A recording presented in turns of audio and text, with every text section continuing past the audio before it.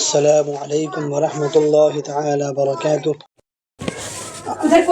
آپ کا خوش آمدید ہے یو ایس کامریڈ کلاسز میں۔ آج کے کلاس میں ہم لوگ نذیر احمد کی کہانی پڑھیں گے۔ میں اور میاں دانی 1:30 بجے مدرسے سے آئے۔ میں مطلب مرزا فرحت اللہ بیگ۔ کھانا وانا کھایا، سبق کا مطالعہ کیا، 1 بجے نکل کھڑے ہوئے۔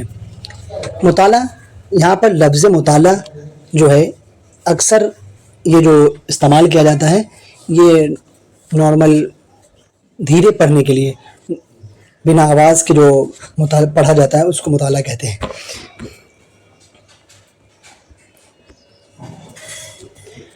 مکان کا پتہ پوچھتے پوچھاتے 1:30 میں 5 منٹ تھے کہ مولوی صاحب کے دروازے پر جا دھمکے۔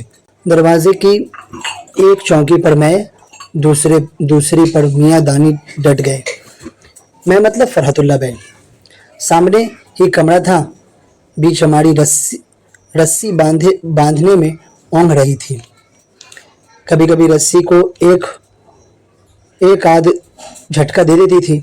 کمرے کے اندر مولوی صاحب تھے لیکن دروازہ بند تھا، اس لیے دکھائی نہ دیتے تھے۔ ابھی خیال ہوا کہ مولوی صاحب ہی کا مکان ہے یا دوسرے کا۔ خیال مطلب سوچا، انہوں نے سوچا کہ صحیح میں انہی کا گھر ہے یا دوسرے کا ہے۔ اندر زنانہ تو نہیں، مطلب یہاں پہ لفظ زنانہ جو ہے وہ عورت کے لیے استعمال کیا جاتا ہے، وومین۔ غرض اس سش و پش میں تھے کہ مولوی صاحب کے کمرے کے گھنٹے ٹن سے 1:30 بجا۔ یہاں پر شش و پنج مطلب جو ہے وہ اندیشہ ہے، وہ اندیشہ، سوچ وچار، کنفیوز تھا وہ کہ سچ میں وہ گھر ان کا ہے یا نہیں یا دوسرے کا ہے۔ ہم دونوں اٹھے اور دبے پاؤں چوروں کی طرح اندر داخل ہوئے۔ اندر داخل، لفظ داخل یہاں پہ جو ہے، داخل مطلب اندر جانا، پرویش کرنا، انٹر کرنا۔ گھر میں سناٹا تھا۔ چماڑی نے سر بھی اٹھا کر نہ دیکھا کہ کون جا رہا ہے۔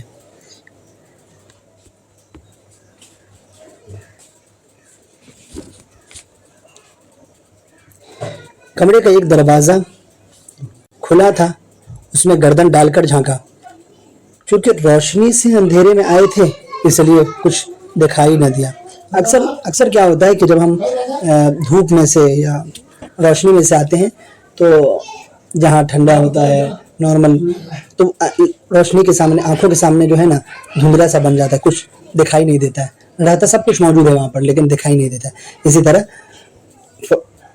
فرحت اللہ بیگ صاحب کو اور میاں دونوں کو پی نذیر احمد کے بارے میں کہ وہ دکھائی نہیں دی انہیں۔ اندر سے کسی نے ڈانٹ کر کہا، کون ہے؟ اس نے اس آواز کو پہچان کر ہم تو سنبھل گئے، مگر یہ چماڑی اچھل پڑی اور بے اختیار منہ سے گنبد کی آواز کی طرح نکالا، کون ہے؟ بے اختیار مطلب اپنے قابو میں نہ رہی، وہ بے بس ہو کر بولی، کون ہے؟ میں اور میاں دانی سمجھ گئے مطلب ان کو لگا کہ ہاں مولوی صاحب کی آواز ہے تو سمجھ گئے، لیکن اس آواز پر وہ جو ان کے گھر پر کام کرتی تھی بیچ ہماری، وہ بے اختیار ہو گئی اور گھبرا گئی کہ کون ہے۔ اس لیے انہوں نے کہا کہ بے اختیار ان کے منہ سے گنبد کی آواز کی طرح نکلا، کون ہے؟ میں نے کہا، میں اور میاں دانی۔ یہاں پہ میں سے مطلب فرحت اللہ بیگ۔ مولوی صاحب نے کہا، آؤ بیٹھو اندر آؤ۔ مولوی صاحب فوراً پلنگ پر اٹھ بیٹھے اور تہبند باندھتے ہوئے نیچے اتر آئے۔ تہبند، یہاں پر لفظ تہبند جو ہے اس کو استعمال کرتے ہیں اکثر، وہ اگر پینٹ پہنتے تو ہک ہوتا ہے، اور اگر پاجامہ ہے تو زاربند، اور اگر لنگی پہنتے تو اسی کو تہبند بولتے ہیں، جو اوپر سے باندھنے والا ہوتا ہے، جو ڈھیلا ہو جاتا ہے۔ وہی مولوی صاحب کا لنگی ڈھیلا ہو گیا جس پہ وہ اٹھ کر کھڑے ہو کر باندھ رہے تھے۔ پوچھا، کیا پڑھتے ہو؟ ہم نے کتاب پیش کی مطلب آگے بڑھایا کتاب، دیکھیے کیسا ہے۔ تھوڑی دیر تک الٹ پلٹ کر دیکھتے رہے۔ مولوی صاحب اس کتاب کو اوپر سے نیچے سے دیکھ رہے ہیں کہ کیسی کتاب ہے, کس نے لکھا, کون سی کتاب ہے, اس سب کے بارے میں. اس کے بعد کہا بھائی ایک کتاب میرے لیے بھی لیتے آنا. ہم نے اپنی ایک کتاب ان کو دے دی اور دوسری سے دونوں مل کر کام نکالا.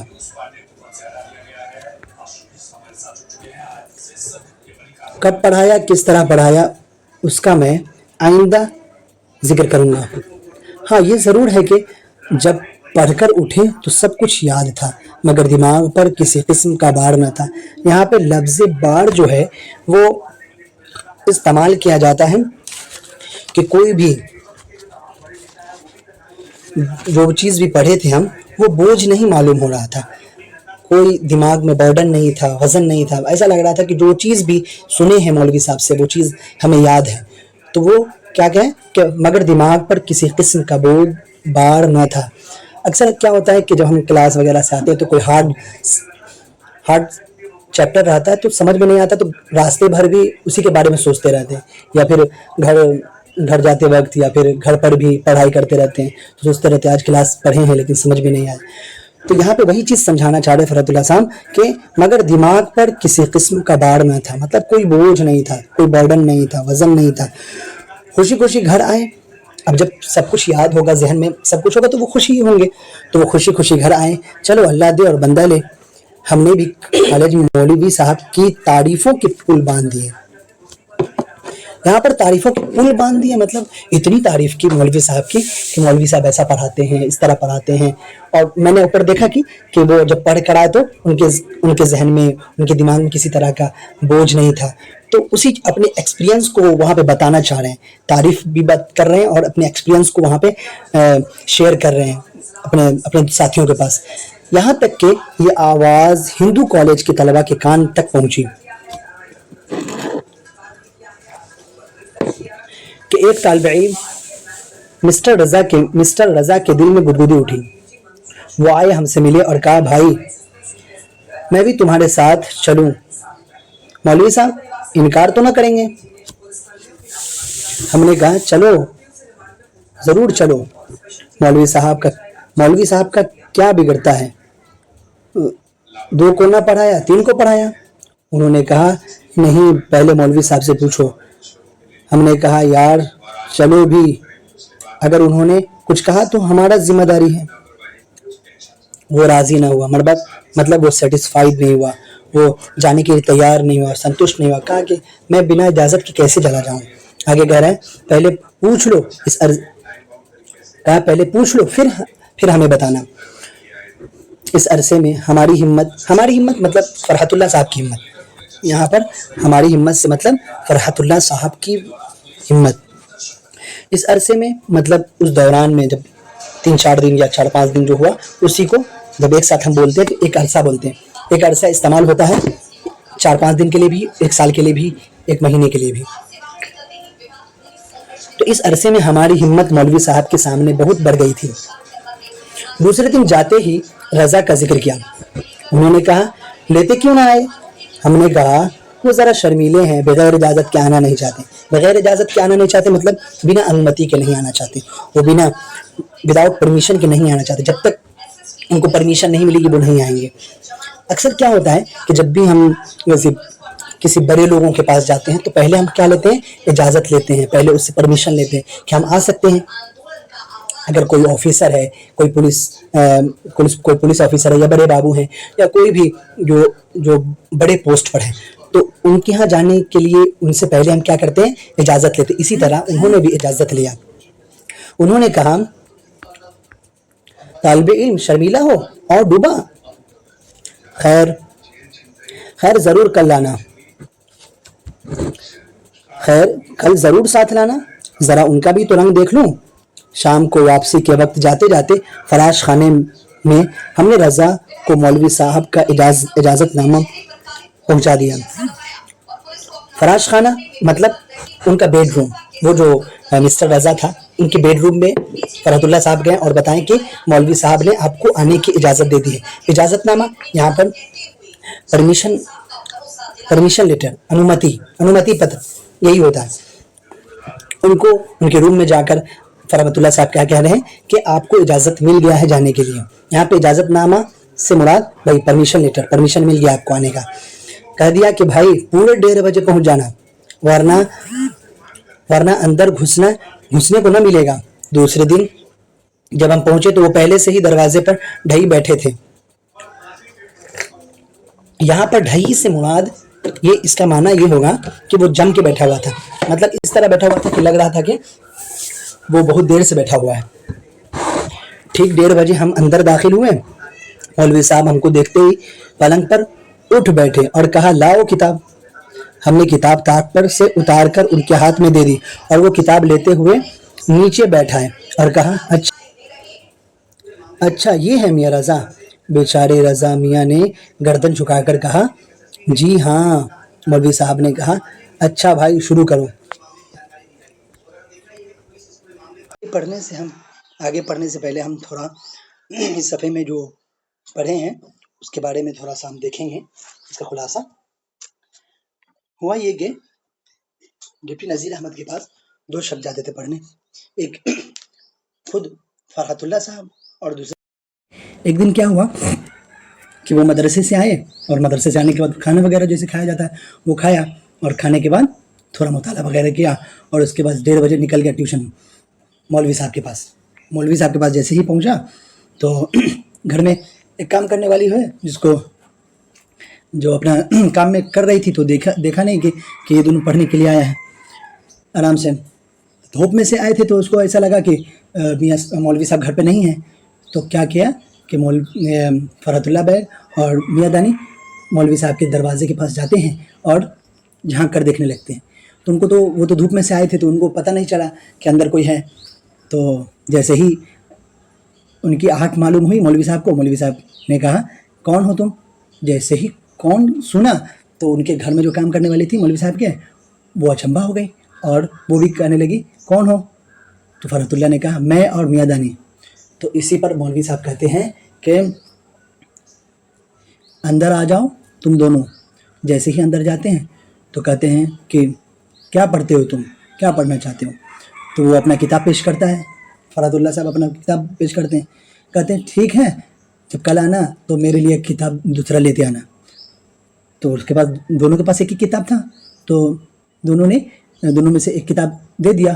फरहतुल्लाह साहब ने एक किताब मौलवी साहब को दे दिया, कहा कि इसमें से आप पढ़ाइए, इस दोनों में एक किताब में हम दोनों पढ़ लेंगे। तो मौलवी साहब पढ़ाना शुरू किए। पढ़ाए तो इस तरह अच्छा लगा उनको, पहला दिन भी था और जब पढ़े तो उनको सब कुछ समझ में आया बेहतरीन से। जब तो पढ़ने के बाद वो छुट्टी हुआ तो घर की तरफ जाने लगे। कल क्या हुआ, जब कल हुआ तो वो मदरसा गया। मदरसा में जाने के बाद वो सब लोगों के पास मौलवी साहब की तारीफ़ करने लगा कि मौलवी साहब ऐसा पढ़ाते हैं, ऐसा पढ़ाते हैं। ऐसा लगता है कि दिमाग में ही घुस जाता है। खूब तारीफ़ें कर रहा था। तो उस तारीफ़ सुनकर एक लड़का तैयार हुआ जिसका नाम मिस्टर रज़ा था। वो कहता है कि भाई हम भी पढ़ना चाहते हैं वहाँ, ऐसा करो कि तुम हमके कल ले चलो। तो कि भाई चलने की बात क्या है, चलो हमारे साथ पढ़ने के लिए। तो मिस्टर रज़ा कहते नहीं तुम पहले इजाज़त लेके आओ, अगर तुम इजाज़त लेके आओगे मौलवी साहब से तो हम जाएंगे पढ़ने। तो फिर भी इसरार करते हैं फरहतुल्लाह साहब कि नहीं चलो ना यार, कोई दिक्कत नहीं है, आज चलते हैं, 2 आदमी को तो पढ़ा ही रहे हैं, तुम भी चले जाओगे तो तुम भी पढ़ लोगे। तो फिर भी वो मिस्टर रज़ा इसरार करने लगा, नहीं आप जब इजाज़त लेके आओगे तभी मैं जाऊँगा पढ़ने के लिए। तो अगला दिन जब फरहतुल्लाह अपने उस्ताद डिप्टी नज़ीर के पास जाते हैं तो सबसे पहला बेले में ही कहते हैं कि मौलवी साहब एक लड़का तैयार हुआ है, वो पढ़ना चाहता है आपसे। तो क्यों नहीं उसको लिया है, लेते आते, हम उसको पढ़ा देते। ठीक है, नहीं वो उसने कहा कि अपने मौलवी साहब से इजाज़त लेके आओगे तो हम पढ़ाएंगे। वो थोड़ा शर्मीला था। तो मौलवी साहब का ठीक है कल आना तो उसको लेके आना। तब कल जैसे ही छुट्टी होता है फरहतुल्लाह साहब उसके रास्ते में उसका घर पड़ता है, तो वो उसके घर जाके कहते हैं कि मौलवी साहब इजाज़त दे दिए हैं, कल हम लोग चलेंगे। लेकिन एक बात ध्यान में रखना कि 1:30 बजे जाना। अगर 1:30 बजे नहीं जाओगे तो क्या होगा कि तुमको बैठने की जगह ही नहीं मिलेगी। तो अगला दिन जैसे ही होता है बस मिस्टर रज़ा पहले से ही पहुंचा होता है और बाद में फरहतुल्लाह और मियाँ दानी दोनों बाद में पहुंचता है। देखता है कि बड़ी ठाठ से बैठा हुआ है, लग रहा है कि बड़ी देर से आया हुआ है। तो तीनों मिलकर मौलवी साहब के दरवाजे पर गया और अंदर गया। मौलवी साहब देखते ही बोले कि अच्छा यही मिस्टर है, यही मिस्टर मियाँ हैं। अच्छा तो ठीक है, تم کتاب نکالو، ہم آگے پڑھتے ہیں۔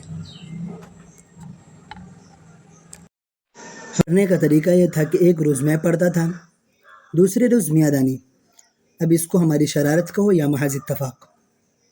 لفظ شرارت جو ہے وہ بدماشی کے لیے استعمال کیا جاتا ہے، کہ بدماشی کرنا، اور لفظ اتفاق یہ ورڈ دو معنوں میں استعمال ہوتا ہے۔ ایک اچانک ہونا، کوئی بھی کام اچانک ہوتا ہے، جیسے کوئی مہمان وغیرہ آ جاتے تو اتفاق مطلب اچانک آ گئے، تو ایک معنی اس میں لیا جائے گا۔ دوسرا یہاں پہ اتفاق کا مطلب ہے کہ سہمتی، ڈیل کر لینا، آج میں پڑھوں گا، کل تم پڑھنا، اور پرسوں وہ پڑھے گا۔ ہم دونوں چھپ کے بیٹھے رہے۔ جب اس خاموشی نے طول کھینچا تو مولوی صاحب نے کہا، ارے بھائی آج تم پڑھتے کیوں نہیں؟ کیا منہ میں گھنگھینیاں بھر آئے ہیں؟ گھنگھینیاں مطلب جھنجھناہٹ کی آواز، گھنگھینیاں مطلب جھنجھناہٹ کی آواز۔ اچھا میاں رضا تم ہی شروع کرو۔ رضا نے صفحہ پوچھا اور پڑھنا شروع کیا۔ اگر اعراب کی غلطیاں مجھ سے کم کی تو نظم کو نثر میاں دانی سے زیادہ بنا دیا۔ یہاں پر لفظ اعراب جو ہے، اعراب کے استعمال ہوتا ہے، اصل اس کو زبر زیر پیش اس پر حرکت دیا جاتا ہے تو اس کو اعراب بولتے ہیں، اور واویل مارک بھی کہا جاتا ہے اس کو، واویل مارک سور چین اس کو کہا جاتا ہے، ہندی میں اس کو سور چین بولتے ہیں۔ غلطیاں کم کی تو نظم کو نثر میاں دانی سے زیادہ بنا دیا۔ یہاں پہ نظم، لفظ نظم جو ہے یہ پویم کے لیے استعمال کرتے ہیں۔ پویم ہوا، کویتا بولیں گے، نظم مطلب کویتا، شعر، پویم، اور نثر مطلب نارمل جو کتاب پڑھتے ہیں اردو میں، یا کوئی بھی ریڈنگ جو دیتے ہیں نارمل، جو بنا سور کے پڑھتے ہیں، بنا لاء کے پڑھتے ہیں، تو اس کو کیا بولتے ہیں؟ اس کو نثر بولتے ہیں۔ ایک آدھ شعر تک تو مولوی صاحب چپ کے سنتے رہے، اس کے بعد کہنے لگے، واہ بھائی واہ، ہم کو بھی عجیب نمونے کے شاگرد ملے ہیں۔ نمونے، لفظ نمونہ مطلب مثال، تو یہاں پہ کہہ رہے ہیں کہ ہم کو بھی عجب نمونے کے شاگرد ملے ہیں۔ میاں رضا اگر ہم تم کو ایک نیک صلاح دیں تو مانو گے؟ صلاح مطلب لفظ صلاح مطلب مشورہ، ایڈوائز دینا۔ رضا نہایت شرمیلی آواز میں گردن جھکا کر کہا، بسر چشم۔ مولوی صاحب نے کہا، دیکھو اپنے وعدے سے پھر نہ جانا۔ یہاں پر جو لفظ بسر چشم ہے، اس کے معنی کچھ یوں ہوتے ہیں کہ خوشی سے۔ کیا کہا وہ؟ رضا خوشی سے کہا، مولوی صاحب ٹھیک ہے۔ پھر مولوی صاحب نے کہا، دیکھو اپنے وعدے سے پھر نہ جانا۔ انہوں نے کہا، جی نہیں۔ مولوی صاحب نے کہا، اچھا تو میری صلاح یہ ہے کہ کل سے تم میرے یہاں نہ آنا۔ صلاح ہم اوپر بات کر چکے تھے، صلاح مطلب مشورہ، ایڈوائز۔ یہ سن کر وہ بیچارے کچھ پسمردہ ہو گئے۔ پسمردہ مطلب مرجھا گیا، اداس ہو گیا۔ وہ طالب علم مسٹر رجا جو تھا وہ کیا ہو گیا؟ وہ مرجھا گیا، نہایت پسمردہ ہو گئے۔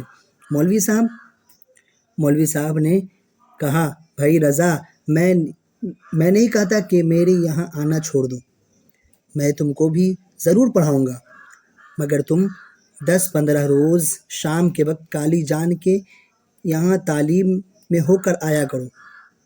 کالی جان وہاں ایک جگہ ہے، مطلب ایک جگہ پر جہاں پر شعر و شاعری وغیرہ ہوتا ہے، تو وہاں پتہ چل جاتا ہے کہ مطلب ایسے نارمل اگر کہا جائے تو مشاعرہ وغیرہ، تو کالی جان کے یہاں تعلیم میں ہو کر آ جاؤ۔ یہاں پر جو کہا گیا ہے کالی جان کے یہاں تعلیم لے کے آؤ، تو وہاں پر اکثر کیا ہوتا ہے کہ وہ مشاعرہ وغیرہ ہوتا رہتا تھا، تو نظم پڑھا جاتا تھا، شعر وغیرہ پڑھا جاتا تھا۔ ہوا کیا تھا کہ یہ جو مسٹر رضا تھا وہ نثر کو نظم کی طرح پڑھ دیا تھا، تو اس نثر کو نظم کی طرح پڑھ دیا، تو ان دونوں میں وہ کنفیوز تھا. اس لیے مولوی صاحب نے کہا تھا کہ 10-15 روز کے وقت شام کے وقت کالی میاں کے یہاں تعلیم میں ہو کر آؤ، اتنے دنوں میں آ جانے میں تمہارے کانوں کو نظم نثر کا فرق معلوم ہونے لگے گا. بھائی مجھ سے تو شیر کے گلے پر چھری پھیرتے دیکھا نہیں جاتا، مولوی صاحب نے کہا. بیچارے متنبع کو کیا خبر تھی کہ بتاشوں کی گلی میں نذیر احمد کے کمرے میں ان کے اشعار مولوی رضا صاحب اس طرح حلال کر دیں گے. بیچارے رضا کے سر پر غورو پانی پھر گیا. یہاں پر غورو پانی پھر گیا مطلب بہت شرمندہ ہو گیا وہ کہ اب کیا ہوگا. خدا خدا کر کے سبق ختم ہوا، ہم سب رخصت ہوئے. یہاں پہ لفظ رخصت جو ہے وہ روانگی کے لیے استعمال ہوتا ہے کہ اب چھٹی ہوگا، لیو ہوگا، ودا ہوگا. ودا ہونا، نکلنا، لیو، روانگی. ہم سب رخصت ہوئے. راستے میں ہم نے ان کو بہت بتایا. دوسرے روز سے وہ ایسے غائب ہوئے کہ پھر شکل نہ دکھائی. مسٹر رضا کی حیا تو سن چکے، اب ہماری بھی حیائی کی داستان سنو. داستان مطلب کہانی. میری صرف و نو بہت کمزور تھی. صرف و نو، یہ لفظ صرف و نو یہ گرامر کے لیے استعمال ہوتا ہے. گرامر میں وہ ایک قاعدہ ہے، اس کو بولتے ہیں. اور کمزور کیوں نہ ہوتی، شروع کیے ہوئے ہی کئے دن ہوئے تھے. اب اعراب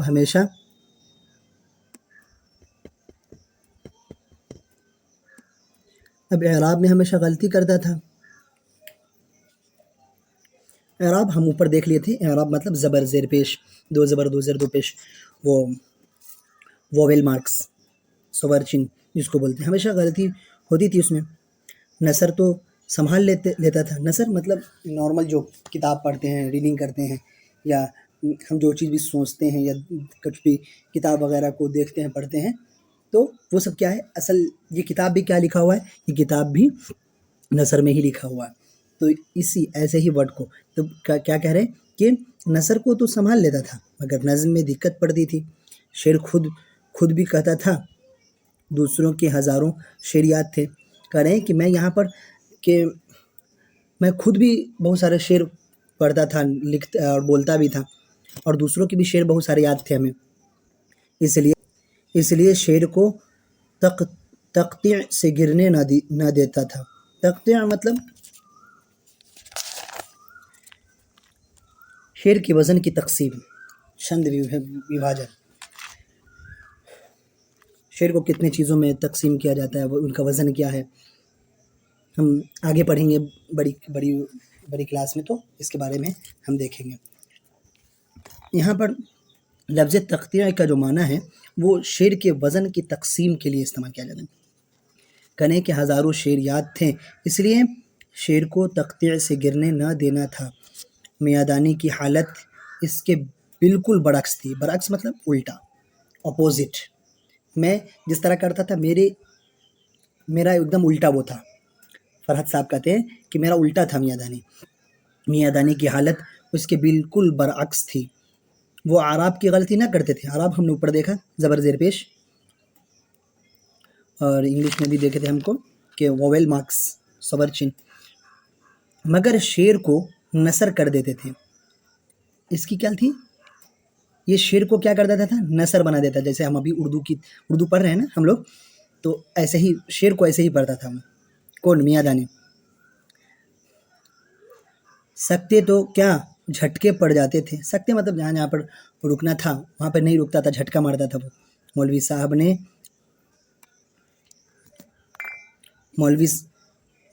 نے ہم سے ایک دن یہ ہوا کہ میرے پڑھنے کی باری تھی. میں نے ایک شعر پڑھا، معلوم نہیں کہاں کے اعراب کہاں لگا دیے. وہی اعراب مطلب زبر زیر پیش، وویل مارکس، سور چین. مولوی صاحب نے کہا کیا پڑھا؟ میں سمجھا کہ اعراب میں کہیں غلطی ضرور ہوئی. تمام اعراب بدل کر شعر موضوع کر دیا. تمام اعراب بدل کر شعر موضوع کر دیا.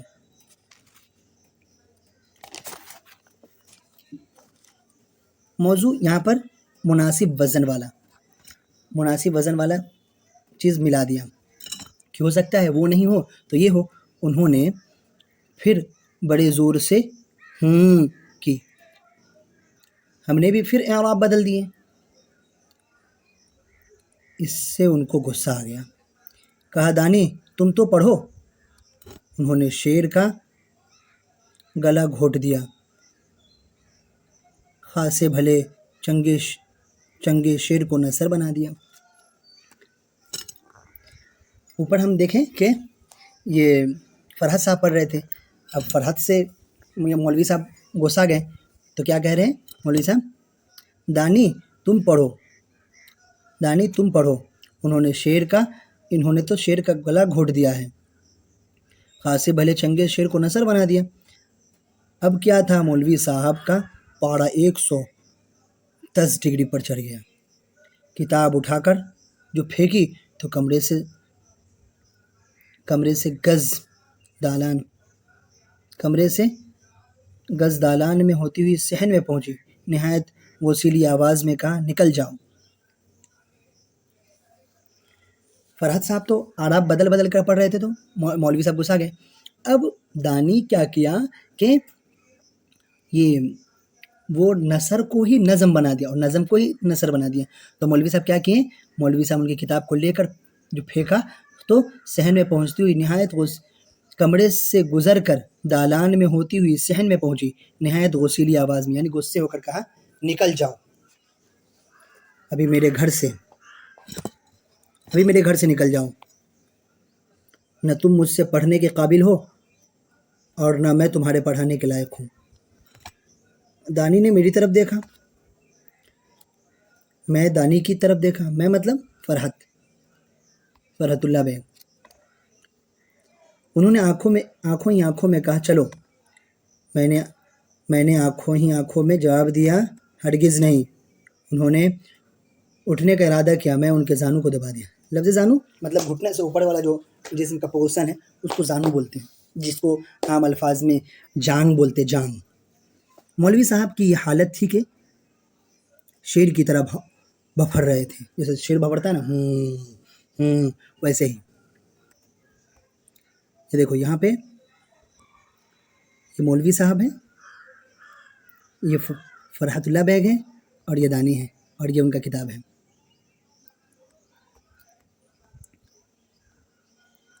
آخر جب دیکھا کہ یہ لونڈے ٹس سے مس نہیں ہوتے تو کہنے لگے اب جاتے ہو یا نہیں؟ میں نے کہا مولوی صاحب جب تک کوئی دھکے دے کر نہ نکالے گا اس وقت تک تو ہم جاتے نہیں, اور جائیں گے تو ابھی پھر آ جائیں گے. مولوی صاحب نے جو یہ بے حیائی دیکھی تو ذرا نرم ہوتے ہوئے کہنے لگے اچھا نہیں جاتے ہو تو نہ جاؤ, مگر میں ایک حرف تم کو نہ پڑھاؤں گا. میں نے کہا نہ پڑھائیے, بغیر پڑھے ہم یہاں سے ٹلیں گے نہیں. نہ ٹلے ہیں نہ ٹلیں گے. کہنے لگے بیٹا اس وقت میری طبیعت خراب ہو گئی ہے, اب چلے جاؤ, کل آ جانا. دانی نے سچ جانا. میں سمجھا کہ اس وقت اٹھے مولوی صاحب ہاتھ سے گئے. یہاں پہ کیا ہے کہ اب یہاں پہ بات بن رہی تھی کہ تم لوگ نکل جاؤ. تم لوگ کو میں نے تم کو پڑھاؤں گا, نہ تم پڑھنے کے لائق ہو, نہ میں تم کو پڑھانے کے لائق ہوں. تم لوگ نکل جاؤ. تو دانی اور فرحت نے کہا کہ ہم تو ٹسنے والے نہیں, ہم تب تک نہیں جاتے جب تک ہم کو کوئی گھر سے نکال نہیں دے. تو چلے جاؤ پھر بھی. دیکھیں ہم جب تک سبق سنائیں گے نہیں تب تک ہم جائیں گے نہیں. ہم سن بھی نہیں کریں گے سبق, جب کہتے ہیں نہیں سنیے گا تو ہم تب بھی نہیں جائیں گے. تو پھر مولوی صاحب کہتے ہیں کہ ٹھیک ہے ابھی تم چلے جاؤ, میری طبیعت ٹھیک نہیں ہے. تو یہ بات سن کر دانی کو لگا کہ سچ میں مولوی صاحب کی طبیعت خراب ہے, تو وہ اٹھنے لگا. فرحت صاحب نے کیا کہا, اس وقت اٹھے تو مولوی صاحب ہاتھ سے گئے. اگر اس وقت دونوں اگر اٹھ جاتے تو مولوی صاحب گئے, اب پڑھاتے بھی نہیں. آگے اس کے بارے میں دیکھیں گے. دانی اٹھ کھڑے ہوئے، میں پکڑ کر ان کو بیٹھا لیا۔ مولوی صاحب یہ تماشا دیکھتے رہے۔ میں نے کہا مولوی صاحب پڑھیں گے تو آج پڑھیں گے، اور آج پڑھیں گے تو اس وقت پڑھیں گے، پڑھنا ہے تو پڑھائیے، ورنہ ہم یہاں سے نہ جانا ہے نہ جائیں گے۔ آخر کار ہم جیتے، مولوی صاحب ہارے۔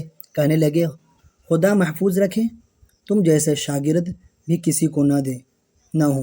شاگرد کیا ہوئے؟ شاگرد، لفظ شاگرد ہے اسٹوڈنٹ، سکچھارتھی، ودیارتھی کے لیے استعمال کیا جاتا ہے۔ استاد کے استاد ہو گئے۔ اچھا بھائی میں ہارا۔ اچھا خدا کے لیے کتاب اٹھا لاؤ اور سبق پڑھ کر میرا پنڈ چھوڑو۔ پنڈ، یہ لفظ پنڈ جو ہے وہ آتا ہے اصل پیچھا چھوڑنے کے لیے، پیچھا چھوڑو، جان چھوڑ دو میرا، کتاب لاؤ اور میرا پیچھا چھوڑو۔ دیکھیے کون سا دن ہے کہ میرا تم سے چھٹکارا ہوتا۔ میں جا کر صحن سے کتاب اٹھا لایا، مولوی صاحب جیسے تھے ویسے کے ویسے ہو گئے۔ کہا کرتے تھے کہ اگر اس دن تم چلے جاتے تو میرے گھر گھسنا نصیب نہ ہوتا۔ میں نے آگے بولا تھا کہ آگے دیکھیں گے کہ شاگرد بھی مطلب ڈھیٹ ہے اور استاد بھی ڈھیٹ، مطلب یہاں پہ وہ نارمل مطلب اس میں استعمال کیا جاتا ہے کہ استاد بھی ٹس سے مس نہیں ہو رہے تھے اور بچے بھی ٹس سے مس نہیں ہو رہے تھے۔